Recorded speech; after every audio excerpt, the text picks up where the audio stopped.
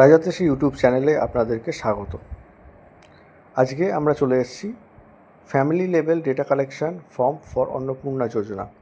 পশ্চিমবঙ্গ সরকারের সবথেকে নতুন স্কিম, যেটা মহিলাদেরকে 3,000 টাকা করে দেওয়া হচ্ছে 25 থেকে 60 বছর বয়সী, সরকারি চাকরি করে না বা ইনকাম ট্যাক্স পেমেন্ট করে না এমন যে কোনো মহিলা এটার জন্য এলিজেবল। এক্ষেত্রে হেড অফ দ্য ফ্যামিলি নাম প্রথমে লিখতে হবে ফর্মটিতে, তারপরে তার ডেট অফ বার্থ লিখতে হবে, এরপরে তার আধার কার্ড নম্বরটি লিখতে হচ্ছে এবং তার আগে তার জেন্ডার উল্লেখ করতে হচ্ছে, কতজন ফ্যামিলি মেম্বার আছে সেইটা, আধার কার্ডে উল্লেখিত অ্যাড্রেসটি এখানে বসাতে হবে এবং আধার লিঙ্ক ফোন নাম্বারটি দিতে হবে। হেড অফ দ্য ফ্যামিলির নাম আরেকবার লিখতে হচ্ছে এবং এরপরে মেম্বারদের DOB, gender, head of the ফ্যামিলির সাথে তার সম্পর্ক এবং আধার নম্বরটি পর্যায়ক্রমে বসানো হচ্ছে। বসানোর পর সবথেকে গুরুত্বপূর্ণ বিষয় ডান দিকে আপনি দেখবেন যেখানে যতগুলো মেম্বারের নাম আপনি উল্লেখ করলেন এবং তার তথ্য দিলেন, তাদের মধ্যে কে কে ইন্ডিভিজুয়ালি অন্নপূর্ণা ভাণ্ডারে অ্যাপ্লাই করলো তাকে টিকমার্ক করতে হবে। পুরো ফর্মটি একই রকম হবে। একাধিক member Annapurna form fill up করলে লাস্টে সিগনেচারের জায়গাটিতে আলাদা আলাদা ব্যক্তিরা সিগনেচার করবে এবং ওভারঅল সমস্ত ফর্মটা একই রকমভাবেই ফিল আপ করতে হবে। সেক্ষেত্রে পেজ 1 আমরা ফিল আপ করা কমপ্লিট করলাম। এরপর আস্তে আস্তে পেজ 2 এর দিকে যাব। তার আগে গুরুত্বপূর্ণ বিষয় যেটি আরেকবার বলে নিলাম, একাধিক মেম্বার অন্নপূর্ণা ভাণ্ডারে অ্যাপ্লাই করলে একাধিকবারই এখানে ফর্মটি ফিল আপ করতে তাকে হচ্ছে এবং সমস্ত ফর্মটি একই রকম হবে। লাস্টে সিগনেচার যেটা আছে, ডিক্লারেশন সিগনেচার, সেই পোর্শনটি আলাদা হবে, কারণ আলাদা আলাদা লোক আলাদা আলাদাভাবে ডিক্লেয়ার করবে। ঠিক আছে, এইটুকু আপাতত বোঝা গেল। না বোঝা গেলে আপনি কমেন্টে আমাদেরকে জানাবেন। আপনার সমস্ত রকম জিজ্ঞাসার উত্তর দিতে আমরা প্রস্তুত। এই ভিডিওটি আপনাদের মনের শঙ্কাগুলোকে দূর করার জন্যই আমাদের করা। সরকারি কোনো স্কিমের সমালোচনা বা কেন্দ্রীয় সরকার বা রাজ্য সরকারের কারোরই সমালোচনা করা আমাদের উদ্দেশ্য নয়। আমাদের উদ্দেশ্য আপনি যাতে খুব সহজে অনলাইন বা অফলাইন যে কোনো মোডে এই ফর্মটি ফিল আপ করতে পারেন। 1 জানুয়ারি থেকে ফর্মটি যখন অনলাইনে অ্যাভেলেবেল হবে তার আগে আপনি যাতে তথ্যগুলো জোগাড় করে রাখতে পারেন, সেটা দেখাই আমার কাজ। এরপরে আপনাকে ব্যাঙ্ক অ্যাকাউন্ট তথ্যটি দিতে হবে এবং এটি সবার DBT linked bank account. DBT মানে কি? Direct benefit transfer. আধারে গিয়ে আধার নম্বর মারলে ওটিপি দিয়ে ঢুকলে এখানে আপনার কোন ব্যাঙ্ক অ্যাকাউন্টে ডিবিটি লিঙ্ক আছে সেটা আপনারা দেখতে পাবেন। সেক্ষেত্রে সেই ব্যাঙ্ক অ্যাকাউন্টগুলো দেখে নিয়ে তার নাম, ব্যাংকের নাম, আইএফসি কোড এবং অ্যাকাউন্ট নম্বরগুলি ইন্ডিভিজুয়ালি বসাতে হবে।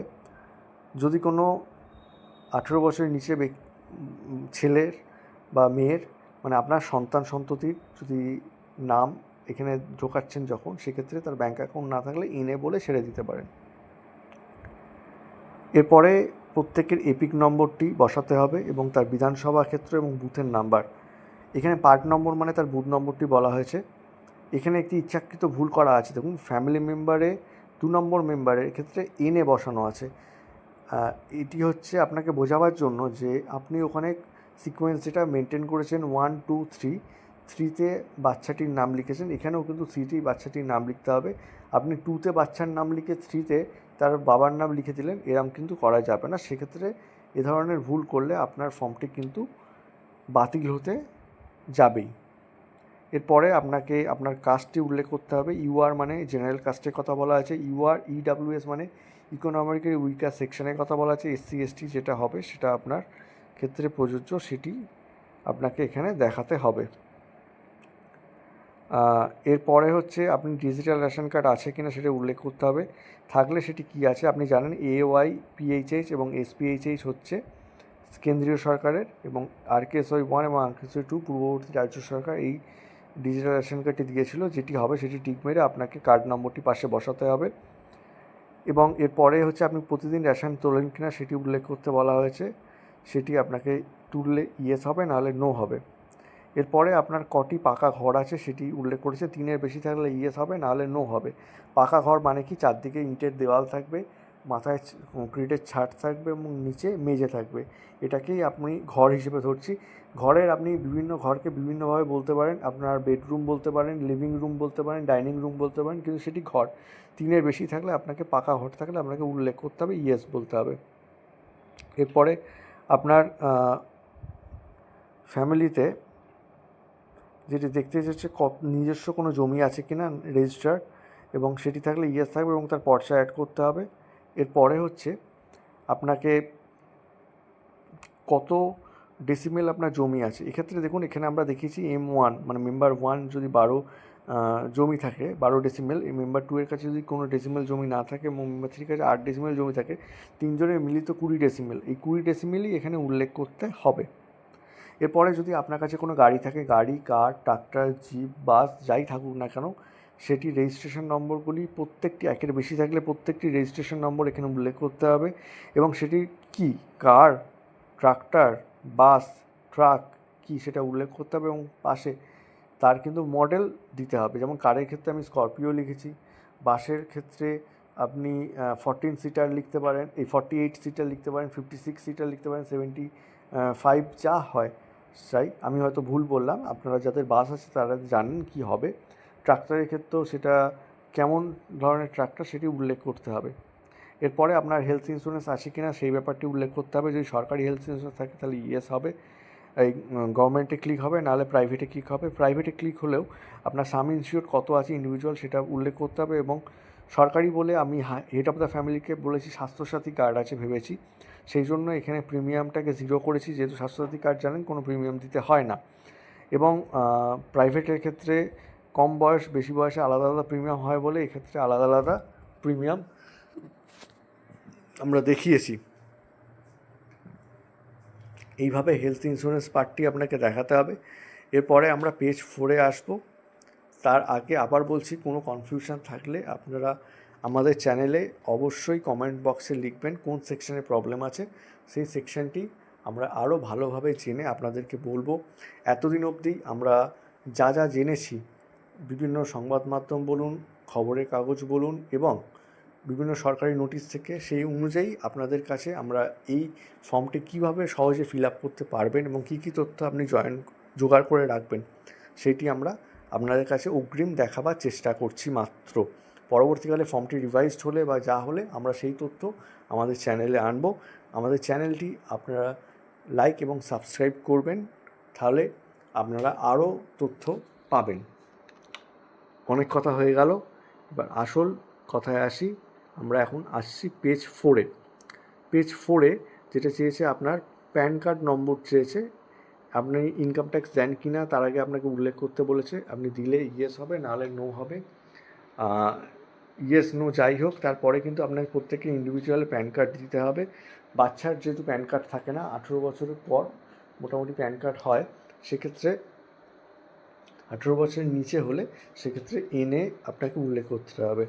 মোট কথা প্যান কার্ড থাকলে দিতে হবে, না হলে এনে উল্লেখ করে দিতে হবে। এরপরে হচ্ছে আপনারা কী ধরনের কাজ সে করে, হেড অফ দ্য ফ্যামিলি কী করে, মেম্বার 1 কী করে, মেম্বার 2 করে, এক্ষেত্রে হয়। আমরা ধরে নিচ্ছি head of the family pensioner, সেক্ষেত্রে আপনাকে আধারে টিক মেরে ব্যাকেটে পেনশনার লিখে দেওয়া খুব উল্লেখযোগ্য।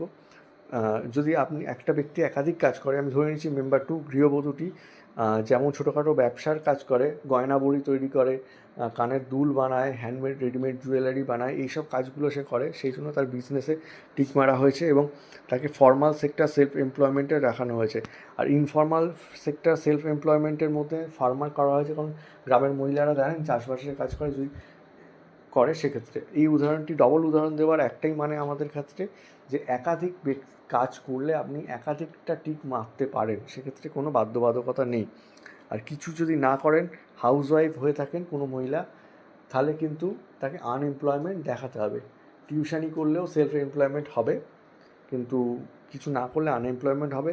এবং বাচ্চাদের ক্ষেত্রে অবশ্যই এই পার্টটা আমরা দেখিয়েছি, এটা আনএমপ্লয়মেন্ট হবেই। আবারও বলছি, কিছু না করলে আনএমপ্লয়েড হবে। বাচ্চারাও যেহেতু কোনো কাজকর্ম করে না, তাদেরও কিন্তু আনএমপ্লয়মেন্ট লিখতে হবে। এরপরে যে পার্টটিতে আসছে,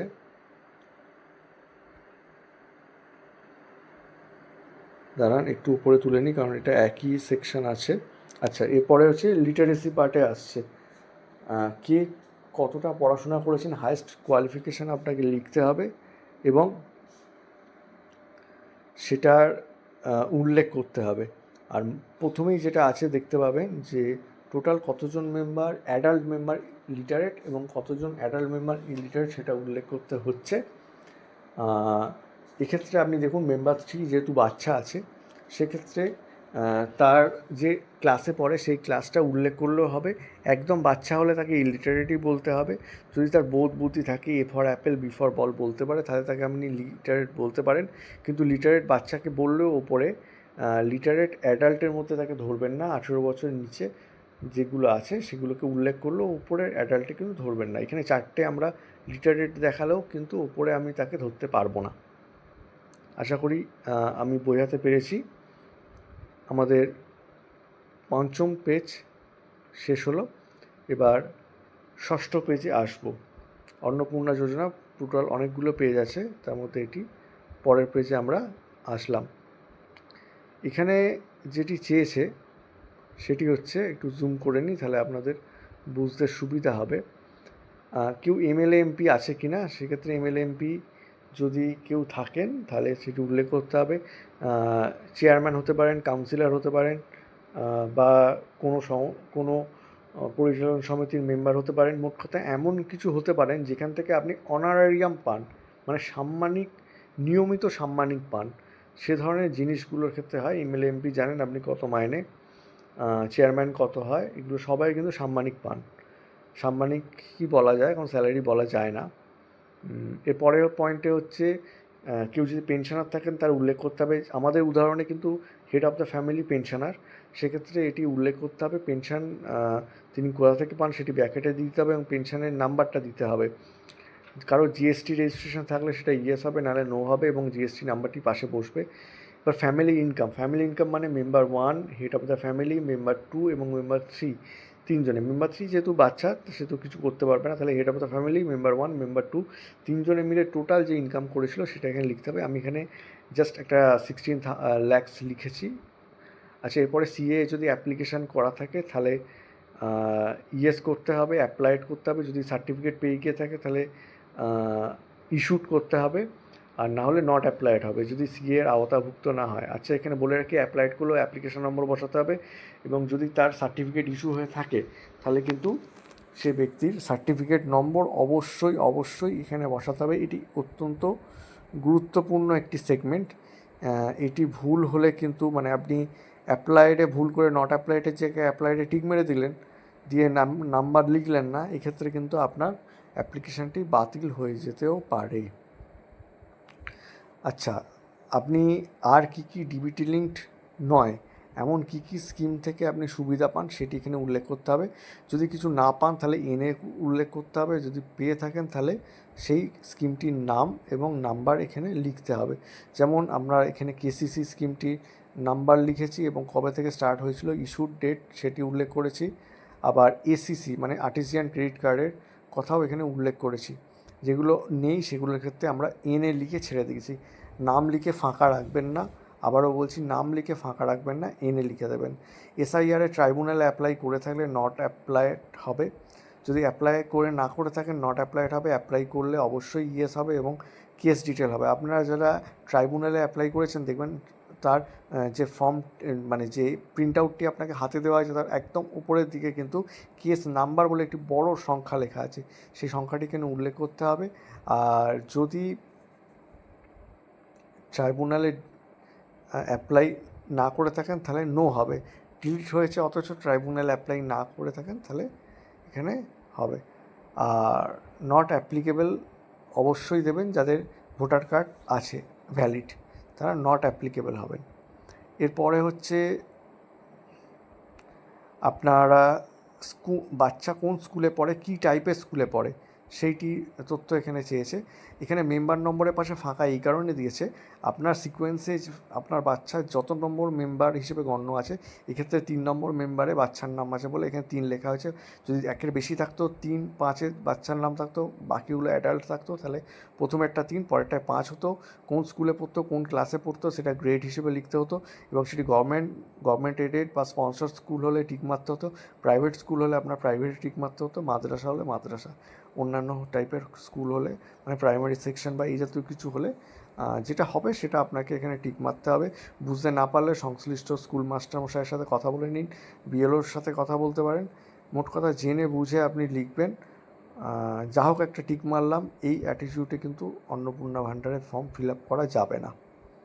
আবারও বলছি, এবার ডিবিটি লিঙ্ক কী আছে, এটি খুব গুরুত্বপূর্ণ বিষয়। এখানে যেটি দেখানো হয়েছে, এখানে মেম্বার 1 মানে ভদ্রমহিলাটি লক্ষ্মীর ভাণ্ডার পেতেন বলে ইয়েস করে লক্ষ্মীর ভাণ্ডার লিখে দেওয়া হয়েছে।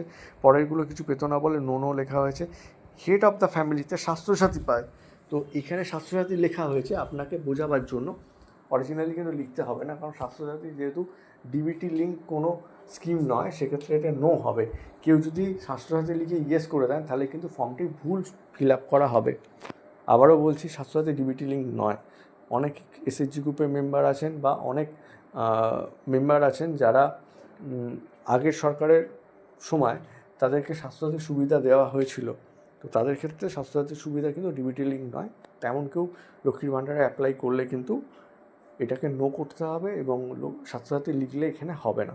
আপনি আগের যে প্যারাটা ছিল সেখানে স্বাস্থ্যসাথী লিখতে পারেন এবং নাম্বার দিতে পারেন, ডেট অফ ইস্যু দিতে পারেন, সেটা কোনো অসুবিধা নেই। কিন্তু ডিবিটিতে আপনি স্বাস্থ্যসাথী দিতে পারবেন না। এখানে শুধুমাত্র লক্ষ্মীর ভাণ্ডার বা পেনশনার মানে জয় জওহর, জয় জওয়ান এ ধরনের যে পেনশন স্কিমগুলো আছে, জয় বাংলা, হ্যাঁ সরি একটু ভুল বলেছি, জয় বাংলা জাতীয় যে পেনশন স্কিমগুলো আছে, আওতাভুক্ত যেগুলো আছে, সেইগুলো শুধুমাত্র এখানে কিন্তু হবে। 1000 টাকা বার্ধক্য ভাতা, এগুলো সবই পেনশন স্কিম, সেগুলো হবে। এরপরে এখানে ইন্ডিভিজুয়াল সাইন লাগবে। আমি বলেছিলাম প্রথমে শুরুতে যে 5 জন মেম্বারের মধ্যে যদি 3 জন অ্যাপ্লাই করে, 3 জনের হুবহু ফর্ম উপর থেকে নিচে অবধি এক হবে। একটি পোর্শান আছে যেটি আলাদা হবে, সেই পোর্শান যেটা আলাদা, এই পোর্শানটি, এই সিগনেচারটি প্রত্যেকটা ইন্ডিভিজুয়াল মেম্বার আলাদা আলাদা করে তারপরে এটিকে আপলোড করতে হবে। আশা করি আমাদের ভিডিওটি আপনার ভালো লাগলো। যদি ভালো লেগে থাকে তাহলে লাইক এবং সাবস্ক্রাইব করতে ভুলবেন না। আবারও বলছি, ফর্ম কিভাবে ফিল আপ করবেন এটুকু জানানোই আমাদের কাজ, এটার উপরই আমরা কনসেন্ট্রেট করছি। ফর্ম ঠিক কি ভুল এ ধরনের কোনো কমেন্ট আমাদের করবেন না।